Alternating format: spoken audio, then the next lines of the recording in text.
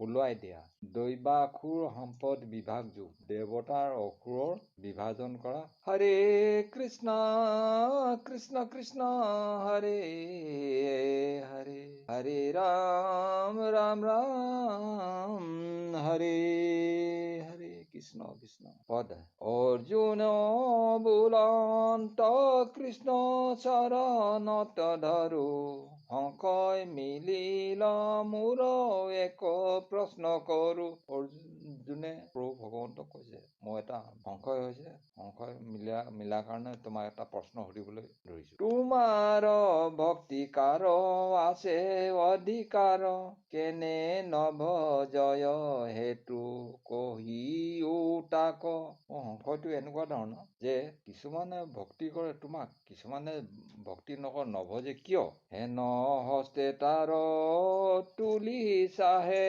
বাৰম্বাৰ বলে যদি পাৰয় তেবে বহ ভাৰ এইটো কি কৈছে যদি বলৰ পৰা যিখন ভাৰ ল'বা এই ভাৰখন যদি তোমাৰ যোগ্য অনুযায়ী ভাৰখন ল'বা নহলে আকৌ দুখ পাবা সেইবুলি কৈছে তোমাৰ ভক্তি যদি যোগ্য হওঁ আমি তেবে কি কাৰণে এক দুখ দি আছো আমি তোমাৰ ভক্তিৰ যদি যোগ্য হওঁ তেতিয়া তথাপিও তুমি দুখ কিয় দিয়া স্বামী স্বামী মানে কাক কৈছে প্ৰভু ভগৱন্তক স্বামী কৈছে আমাৰ সকলোৱে পৰম পিতা পৰমেশ্বৰ ঈশ্বৰ তেওঁৱেই সেইকাৰণে আমি স্বামী বুলি কওঁ সকলো পুৰুষ আৰু প্ৰকৃতি মতা মাইকীৰ ভিতৰতে স্বামী বুলি মাইকীজনীয়ে মতাটোক নকয় স্বামী সকলোৰে আমি স্বামী হৈছে আমাৰ স্বামী হৈছে প্ৰভু ভগৱন্ত কৃষ্ণে বোলে অৰ্জুন পুছিলা ভাল তত্ত্ব ভজন প্ৰকাৰ ভেদ কহিবো সমস্ত তেতিয়া শ্ৰীকৃষ্ণ প্ৰভু ভগৱন্ত কৈছে তুমি ভাল প্ৰশ্ন কৰিছা ভজন কেই প্ৰকাৰৰ সমস্ত তোমাক কম দৈবী অসুৰ দেখা দুগুটা স্বভাৱ দৈবী অসুৰ দেখা দুগুটা স্বভাৱ প্ৰথম দৈবী কহো শুনিও পাণ্ডৱ দৈবী মানে ভাল স্বভাৱ বেয়া স্বভাৱ দেৱতাৰ স্বভাৱ আৰু অসুৰী স্বভাৱ দুটা ভাগ আছে প্ৰথমতে দৈবী মানে দেৱতাসকলৰ স্বভাৱৰ বিষয়ে কম শুনিবা ব্ৰহ্মাৰ নাহিকে শক্তি স্বভাৱ এৰাই বাৰ স্বভাৱতে বৈশ্য দেখা যত চৰাচৰ স্বভাৱটো এনেকুৱা এটা বস্তু যিটো নেকি পূৰ্বৰ জন্মৰ লগত লগ্ন হৈ অহা এটা বস্তু হয় সেই বস্তুটো এৰা ইমান সহজ কথা নহয় ব্ৰহ্মাই সেই স্বভাৱটো এৰিব নোৱাৰিলে বুলি অৱয়ক আদি কৰি 24 প্ৰকাৰ এহি মতে থাকে দৈবী স্বভাৱৰ তাৰ অভয়ৰ পৰা ভয় নোহোৱা অভয় মানে ভয় নোহোৱাৰ পৰা ইত্যাদিকে 24টা অৰ্থ আছে হত শুদ্ধি অভয় ছয়দান যজ্ঞ দান হিংসা ক্ৰোধ ত্যাগ তপ শক্তি জ্ঞান মিত অচাপল্য অসৈন্য অপসৈন্য অনুলুপ্ত তপ ক্ষমা ধৈৰ্য শৌচ সত্য লজ্জাযুক্ত 24টা তত্ত্বৰ ভিতৰত যেন মোটামুটি কেইটামান কথা কৈ দিছো কাকো হিংসা কৰিব সত্যত থাকিব লাগে শুদ্ধত থাকিব লাগে কাকো হিংসা কৰিব লাগে হিংসা কৰিব নালাগে সকলোৰ লগত মিলি থাকিব লাগে প্ৰসন্ন হৈ তাৰ পৰা তপ ক্ষমা তপ কৰিব লাগে তপ মানে মনে মনে স্মৰণ প্ৰভু ভগৱন্ত স্মৰণ কৰি ক্ষমা কৰিব লাগে ধৈৰ্য শৌচ সত্য লজ্জাযুক্ত ঈশ্বৰৰ নাম ল'বলৈ লাজ কৰিব নালাগে এইবিলাক সকলোবিলাক কথা এইবিলাক মিলাই সকলো 24টা কথা মোহ অভিমানে এৰি দমি বেক মন মোহ অভিমানে এৰি বেক দম মন দৈবী স্বভাৱ এহি জানিবা লক্ষণ এইবিলাকে দৈবিক স্বভাৱৰ ভিতৰত পৰে মনটো দমি ৰাখিব লাগিব অহংকাৰ ক্ৰোধ খং এইবিলাক কৰিব নালাগিব সেইবিলাক দৈবিক স্বভাৱ দেৱতাসকলৰ স্বভাৱৰ ভিতৰত পৰে ক্ষমা শৌচ হ'ব লাগিব তাৰ অৰ্থ ব্যক্ত কৰি কহো ধনঞ্জয় ভয় নাথাকিলে তাক বোলয় অভয় তেতিয়া ধনঞ্জয় কৈছে ভয় নাথাকিলে অভয় বুলি কয় মন প্ৰসন্ন যদি বোলে হত সুদে আত্মা জ্ঞান নিষ্ঠাত এৰিল দিহ বুদ্ধি মনটো সন্তোষ হ'ব লাগিব, প্ৰসন্ন হ'ব লাগিব, সন্তোষ হ'ব লাগিব। মনটো সদায় সৎ বুদ্ধি চিন্তা কৰিব লাগিব। আত্মা প্ৰভু ভগৱন্ত চিন্তা বহি আছে আমাৰ হৃদয়ৰ মাজত, তেওঁক চিন্তা কৰিব লাগিব। নিষ্ঠা বুদ্ধি কৰিহে সৎ বুদ্ধিটো পাব, দৃঢ় বুদ্ধি হ'ব। সেহি নিষ্ঠা জ্ঞান কহয় আত্মজ্ঞান, এইবিলাকে নিষ্ঠ জ্ঞান বুলি কয়। এবে শুনিও কহো কেনে মত দান, এতিয়া শুনা দান কেনেকুৱা। আপোনাক লাগি অন্ন ৰান্ধয় মাত, তাতে অভ্যাগত এক ঠেকিলে অপৰ। আমি নিজৰ কাৰণে অন্ন এমুঠি ৰন্ধন কৰিছো, এজন আহিলে বান্তি সম কৰি তাক দেই অন্ন, খাইবে খোজন্ত আহে আৰু একজন।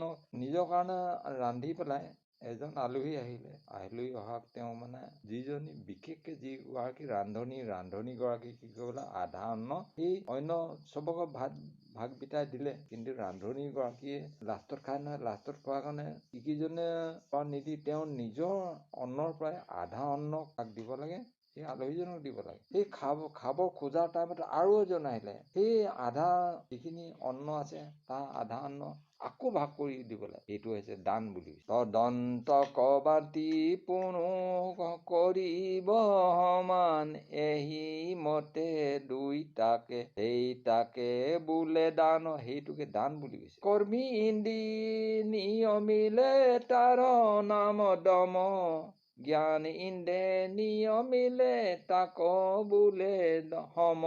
কৰ্ম ইন্দ্ৰিয় কাম কৰিছে। কৰ্ম ইন্দ্ৰিয় মানে হাত ভৰিবিলাক আমাৰ কৰ্ম ইন্দ্ৰিয়, হাত ভৰি চকু কাণ নাক সেইবিলাক কৰ্ম ইন্দ্ৰিয়। জ্ঞান ইন্দ্ৰিয় জ্ঞানে কব তেওঁক অন্ন এমুঠি দিলে ভাল হ'ব, কাৰণ তেওঁ ভোকতহে আহিছে, অন্ন দিলে ভাল হ'ব, সেইটোলে সম বুলি কয়। কেনে কৰ্ম ইন্দ্ৰি ভেদ শুনা কহো তাক, কৰ্ম ইন্দ্ৰিয় বিলাকৰ বিষয়ে কম শুনিবা। কেনে কৰ্ম ইন্দ্ৰি ভেদ শুনা কহো তাক, ষষ্ঠ পদ গৈহ লিংগ তাক বোলে বাক। কৰ্ম ইন্দ্ৰিয় কোন বিলাক কৈছে? হাত, ভৰি, পকৰ, লিংগ, এইবিলাকক কৰ্ম ইন্দ্ৰিয় বুলি কয়। তাৰপৰা আকৌ থাকিল জিহ্বা, নাহা, চকু, কৰ্ণ, তক জ্ঞানী ইন্দ্ৰিয়, মনে হমে হবে বিষয়ত প্ৰৱৰ্তয়। জ্ঞান ইন্দ্ৰিয় কোনবিলাক? জিভা, নাক, চকু, কৰ্ণ, তাক জ্ঞান ইন্দ্ৰিয় বুলি কৈছে। আগত বিলাক কৈছে কৰ্ম ইন্দ্ৰিয়। কৰ্ম ইন্দ্ৰিয় বিলাক কোন বিলাক কৈছে? হাত, ভৰি, লিংগ, পকৰ, এইবিলাক হৈছে কৰ্ম ইন্দ্ৰিয় কাম কৰা। জ্ঞান ইন্দ্ৰিয় কোনবিলাক হৈছে? জিভা, নাক, চকু, কাণ, তাক জ্ঞান ইন্দ্ৰিয় বুলি কৈছে। মনহমে হবে বিষয়ত প্ৰৱৰ্তয়, কাম সংকল্পক এৰি ব্ৰহ্মযজ্ঞ কৰে। কাম সংকল্প এৰি ব্ৰহ্মযজ্ঞ কৰে। সাধয় বোলয় তাক জানা সৰ্বত্ৰে, তপস্যা কৰয় নৰ বিবিধ প্ৰকাৰ, তাক তপ বোলে কাশ্য চন্দায়ন। সেইটোকে তপ বুলি কাশ্য চন্দায়ন মানে তাকে সত্য বোলয় স্বৰূপ মাত্ৰ কয়, অজব বোলয় তাক ব্ৰক ভাবে নয়। ত্যাগ বোলয় তাকে উদাৰ জাত, যাৰ মতি সেহি শান্তি বিষয়ত হোৱে ওপৰতি। পৰৰ দুখক যিটো পাছত চৰ্চয়, তাক নাম পশূন্য জানিবা ধনঞ্জয়। পৰৰ লোকৰ দুখ বিলাক সেই মানুহজন নথকা অৱস্থাত সেইবিলাক চৰ্চা কৰাজনক কি বুলি কয়? পশুৰ তুল্য বুলি কৈছে। অকাৰ্যত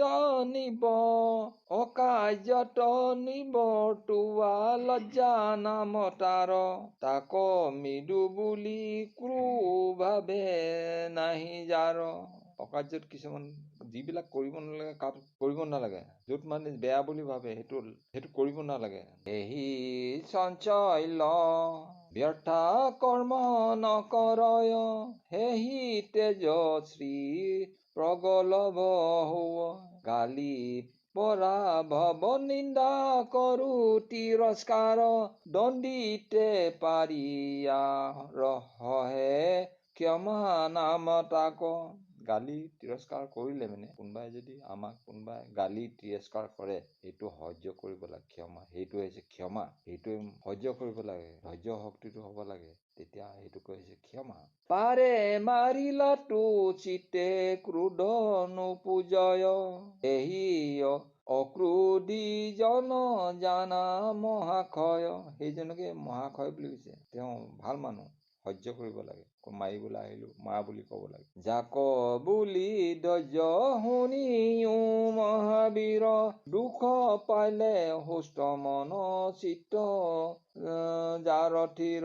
দুখ পালেও দুখ বুলি অনুভৱ কৰিব নালাগে, সুখতো সুখ বুলি অনুভৱ কৰিব নালাগে। দুখ সুখটো মানুহৰ জীৱনত জীৱনৰ দুখ সুখটো থাকেই, সহ্য কৰিব পৰাটো পৰম কৰ্তব্য। তাক বুলি দয়া যাৰ স্নেহ নুগুচয় পুত্ৰ চেনেহ দয়া শত্ৰুটো পুত্ৰজনৰ লগত যেনেকে মৰম চেনেহ কৰে শত্ৰুজনৰ লগতো তেনেকে মৰম চেনেহ কৰিব লাগে। দয়ালু মানুহ সদায় দয়ালু ভাৱ হ'ব লাগে। এই কথাষাৰ কোনে কৈছে? শ্ৰীকৃষ্ণ অৰ্জুনক বুজাই আছে। সেয়েহে উদ্ৰোহী প্ৰাণ নকৰয় হত সেহি অনুলুপ্ত লোভ নাহি কে মনত। সেইবিলাক মনলৈ আনিব নালাগে। শোচকো কৰিব বাবে দ্বিবিধ প্ৰকাৰ।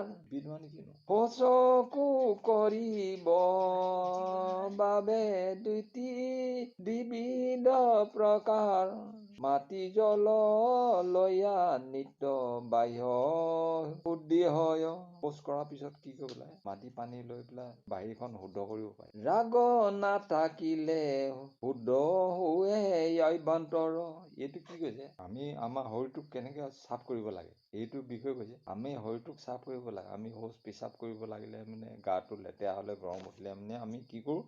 মাটি পানী লৈ পেলাই চাবোন তাবোন লগাই পেলাই গা ধুই পেলাই বাহিৰখন শুদ্ধ কৰিব লাগে। কিন্তু আভ্যন্তৰিক মানে ভিতৰখন আমাৰ হৃদয়ৰ ভিতৰখন কেনেকে চাফ কৰিব লাগে?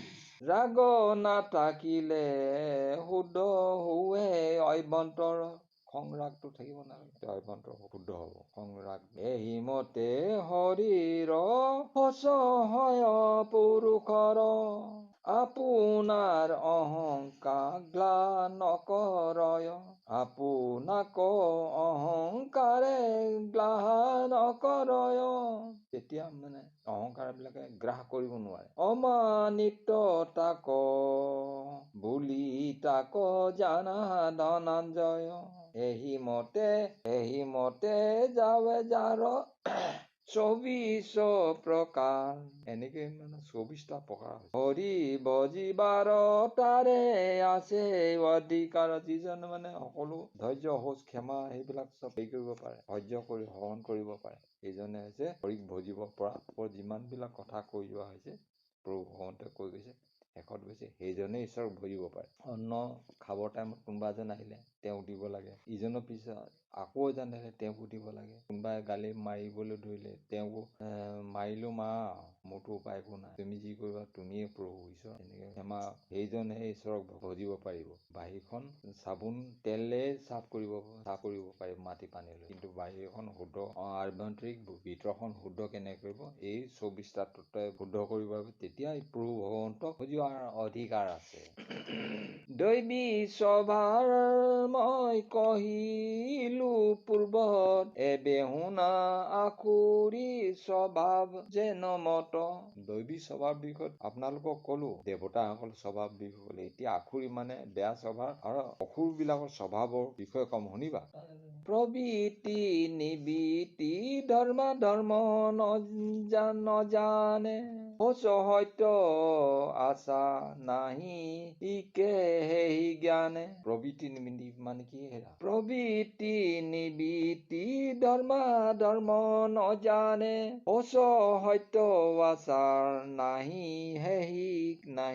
কে হেহি জ্ঞানে। যিজনৰ প্ৰথম কথা যিজনৰ জ্ঞান নহব, যিজনৰ আন্ধাৰে দেখিব, সেইজনে অজ্ঞানী হৈছে। সেইজনে ভাল বেয়া একো বিবেচনা ধৰ্ম কথা একো নাজানে। শৌচ সত্য আচাৰ বিচাৰ বিষয়ে একো নাজানে। সেইটো হৈছে নিবৃত্তি পাৰ্থে বোলে কৃষ্ণ কেনে কহা বিপৰীত তিত কেনে বোলা নাজানয় প্ৰভৃতি নিবৃত্তিৰ।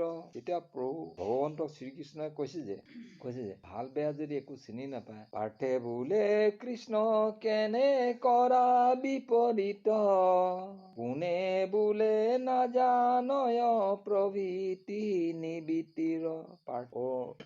অৰ্জুনে কৈছে কৃষ্ণক কৈছে তুমি কি কথা কৈছা? পাৰ্থে বোলে, পাৰ্থ মানে কোন? অৰ্জুনে কৈছে যে কৃষ্ণ তুমি কি কথা কৈছা, বিপৰীত কথা কিয় কৈছা? ভাল বেয়া যদি একো চিনি নাপায়। আৰু বোলা ধৰ্ম দুয়ো কো নজানে ধৰ্ম বিনে দুখ সুখ দেৱ কেনে কোনে। ধৰ্ম যদি নাজানে দুখ আৰু সুখ কোনে দিয়ে তেওঁলোক? কৰ্ম সদাচাৰ বেদে কহে নিৰন্তৰ বেদ অপমানে কেনে নাজানয় ঈশ্বৰ। কৰ্ম সদাচাৰে বেদে কহে নিৰন্তৰ বেদে অপমানে কেনে নাজানয় ঈশ্বৰ। বেদে যদি কৈ আছে তথাপি তেওঁলোকে বেদৰ কথাবিলাক কিয় নাজানে? শাস্ত্ৰ বেদে কৈ আছে এইটো কৰিব নালাগে সেইটো কৰিব নালাগে, তেওঁলোকে কিয় কৰিছে? অৰ্জুনে শ্ৰীকৃষ্ণ প্ৰভু ভগৱন্তক কৈছে যদি স্বৰূপত তাৰা ঈশ্বৰ নাজানে সজয় পালয় সংসাৰয় কোনো জনে। যদি তেওঁলোকে নাজানে তেওঁলোকক স্বজন কোনে কৰিছে, পালন কোনে কৰিছে, সংসাৰ কোনে কৰিছে, এই কথাবিলাক অৰ্জুনে শ্ৰীকৃষ্ণক কৈ আছে। সত্য সদাচাৰে কিয় নকৰে যতন কেনে মতে তৰে তাৰা বেদৰ বচন। সত্য সদাচাৰ এইবিলাক যদি নাজানে কেনেমতে তেওঁলোকে বেদৰ কোৱা কথাবিলাক কিয় নুশুনে? নুশুনি